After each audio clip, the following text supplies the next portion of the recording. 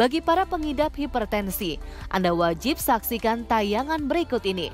Dr. Cindiawati Pujiadi, spesialis gizi klinik, bersama Dr. Gigi Tengku Anissa akan memberikan informasi ragam makanan yang layak dikonsumsi bagi orang hipertensi. Dan seperti apa cara mengolahnya? Yuk simak di segmen berikut ini. Nah dok, ngomongin soal hipertensi nih dok, tentunya berkaitan erat dengan pola hidup, terutama makanan. Iya. Nah, apalagi di usia muda ya dok, pasti doyan-doyan dan lagi suka-sukanya makan. Kira-kira makanan apa yang mesti diwaspadai agar kita tidak mengalami hipertensi? Iya, jadi sering kita kan kalau makan, aduh kurang asin, tambahin garam. Aduh kurang asin, tambahin garam. Sedangkan kebutuhan garam kita cuma 1 sendok teh per hari. Jadi sering pasien begitu datang, dok 1 sendok teh per hari, ya ampun kurang rasa dong. Ya itu sebetulnya kebutuhan normal kita. Jadi yang kita konsumsi sebagian besar itu tinggi garam. Jadi kita mesti hati-hati banget dengan asupan makanan yang tinggi garam. Dan biasa di makanan-makanan yang mungkin kita beli atau yang di restoran itu mungkin garamnya lumayan tinggi, jadi memang kita mesti hati-hati ke situ untuk pemilihan makanannya tersebut. Nah yang lainnya adalah makanan yang bergoreng-goreng atau makanan yang mengandung lemak jenuh. Itu juga kita mesti hati-hati ya, karena itu berkontribusi terhadap resiko terjadinya kenaikan tekanan darah. Yang berikutnya berat badan. Jadi kalau makanan kita terlalu berlebihan kalorinya, kemudian kita jarang berolahraga, berat badan kita naik, resiko hipertensi kita juga akan makin meningkat. Jadi itu yang kita mesti perhatikan. Nah yang berikutnya lagi, tentu saja asupan gula. Kalau kita gulanya berlebihan, kita beresiko juga kegemukan. Nah itu berkontribusi lagi ke arah resiko terjadinya hipertensi. Jadi tidak hanya urusan garam aja yang kita perhatikan, asupan gula juga, karena itu berhubungan dengan resiko kegemukan. Nah kegemukan berhubungan dengan resiko hipertensi. Nah dokter Cindy, jadi kalau seandainya makanan tadi itu bisa meningkatkan hipertensi, dan untuk orang-orang yang sudah terlanjur nih memiliki darah tinggi, apa saja sih kira-kira makanan yang harus diwaspadai agar hipertensinya tidak semakin meningkat? Ya, mari kita lihat sih makanan apa aja yang kita perlu konsumsi untuk menjaga tekanan darah kita. Yuk, udah saya siapkan. Yuk dok.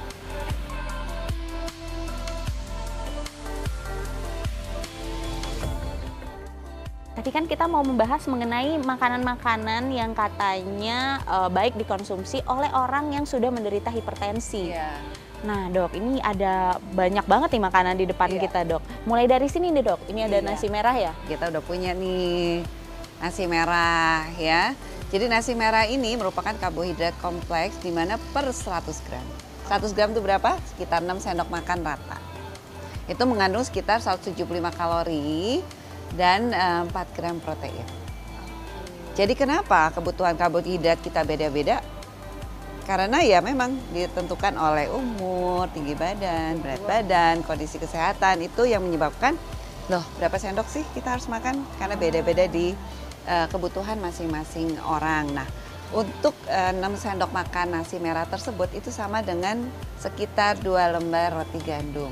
6 sendok makan sama dengan 2 lembar roti gandum ya dok? Nah kalau mau digantiin sama Havermout sekitar 5,5 sendok makan Havermout. Jadi boleh-boleh aja kita ganti-ganti. Kalau mau kentang sekitar 200-an gram kentang itu kalorinya mirip sama 6 sendok makan nasi tadi. Jadi silakan mau sumber karbohidratnya dari nasi merah, roti gandum, Havermout, kentang, silakan. Nasi putih gimana dok? Nah nasi putih 6 sendoknya sama, kalori sekitar 175 kalori, tapi kan seratnya kurang. Oke. Ya jadi kalau misalnya kamu nggak memungkinkan, nasi merahnya nggak ada, adanya nasi putih, ya silakan tambahkan sayur yang banyak. Supaya seratnya nambah, vitamin dan mineralnya juga nambah dari si nasi putih tersebut yang ditambahkan sayur. Nah, selanjutnya dok? Sumber protein. Nah ini kan ada sepotong ayam ya. Sebaiknya memang sumber protein itu kita pilih yang rendah lemak. Misalnya kalau ayam, dada buang kulit. Mau dari ikan silakan, dari telur, dari kacang-kacangan, dari tahu atau tempe, itu boleh silakan. Jadi sekitar 40 gram si ayam ini mengandung sekitar 90-95 kalori. Ya, mau dari ikan juga segitu kurang lebih. Kalau daging kalori yang mirip itu kurang lebih di 35 gram. Jadi ya hampir mirip seperti itu ya. Nah, ini juga bisa digantikan dengan sumber protein lainnya. Misalnya tahu 2 potong atau tempe 2 potong atau kacang-kacang sekitar 25 gram atau 1 genggam. Silakan. Itu semua merupakan sumber protein baik hewani atau nabati, nggak ada salahnya kita konsumsi kedua-duanya, apalagi yang dari nabati itu dari kacang-kacangan itu mengandung kalium di situ. Nah, kalium itu bagus untuk membantu menjaga tekanan darah kita. Nah, yang berikutnya sayuran, jangan sampai lupa sayuran itu kalorinya hampir tidak ada, jadi silakan mau banyak-banyak aja juga nggak apa-apa. Dia mengandung vitamin, mineral, ada seratnya juga di situ. Ini akan membantu kita kenyang juga dan kita akan mendapatkan tambahan serat di situ ya. Nah, yang berikutnya tentu saja nggak ada salahnya kita konsumsi buah. Nah, ini buah-buah yang mengandung tinggi sumber kalium juga. Jadi pisang, alpukat itu kandungan kaliumnya lumayan tinggi, tapi jangan lupa ada kalorinya di sini. Jadi kalau pisangnya gede gini, kalorinya mungkin udah 100 kalori ya. Dengan alpukat segini juga lumayan ada kalori, tapi ini bagus. Jadi ini bisa dimasukkan ke dalam makanan yang kita konsumsi, tapi total kalorinya perlu dipertimbangkan. Tapi tidak hanya ini aja, semua sayuran itu bagus. Sebenarnya tidak ada pantangan ya dok ya, semua boleh, hanya saja tergantung porsi dan cara pengolahan. Yes, tergantung kondisi kesehatan masing-masing, tergantung berat badan masing-masing. Misalnya nih nasi merah nih sering orang mau gantikan dengan nasi shiratake. Boleh, nasi shiratake itu hampir nggak ada kalori, seratnya lumayan tinggi. Tapi kalau berlebihan, perutnya kembung karena seratnya berlebihan. Jadi itu yang sering orang nggak sadar. Aku makan nasi shiratake, habis itu kok kembung ya perutnya. Nah itu, karena seratnya yang berlebihan juga. Nah, sering juga orang pikir seharian karbonya diganti dengan shiratake, kan hampir nggak ada kalorinya. Habis itu lemot deh karena kurang karbohidrat.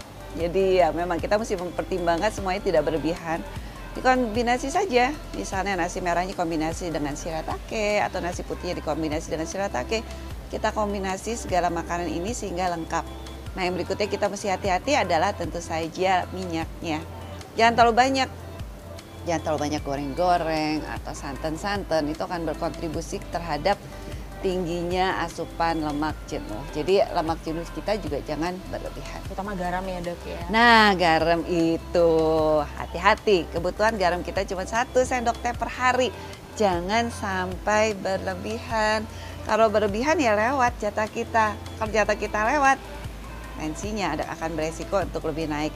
Jangan lupa juga di bumbu-bumbu masakan kita mesti lihat berapa kandungan natriumnya. Sering di 1 sendok teh aja bumbu masakan itu kandungan natriumnya udah 1000 mg. Padahal kan jatahnya itu adalah natriumnya sekitar 2300-2400 mg. Jadi tidak boleh terlalu berlebihan. Kita mesti jaga dan kita lihat juga dari bumbu-bumbu yang kita pakai. Dokter Cindy, jadi apa nih tipsnya buat pemirsa di rumah yang mungkin beresiko tinggi hipertensi ataupun yang sudah mengalami hipertensi? Nomor 1 tentu saja garam. Kebutuhan garam kita kan cuma 1 sendok teh per hari. Yang berikutnya tentu saja air putih, jangan lupa. Kebutuhan kita akan cairan sekitar 8 gelas per hari. Nah, jangan lupa tidur cukup. Kalau misalnya kita tidurnya kurang, tensinya cenderung naik juga, jadi sekitar 6-8 jam per hari kita tidur cukup, kemudian berolahraga rutin. Jangan lupa bisa jogging, mau sepeda, mau berenang, didukung sama latihan otot, resistance training. Itu akan membantu kita menjaga kebugaran kita, menjaga lemak tubuh kita lebih rendah. Nah pemirsa, itulah dia tadi bincang saya bersama Dokter Cindy, spesialis gizi klinik. Semoga pemirsa di rumah mendapatkan manfaat dari informasi Dokter Cindy hari ini. Terima kasih banyak dokter. Sama-sama. Saya Dokter Tengku Anissa dan Dokter Cindy, spesialis gizi klinik untuk Hidup Sehat Plus.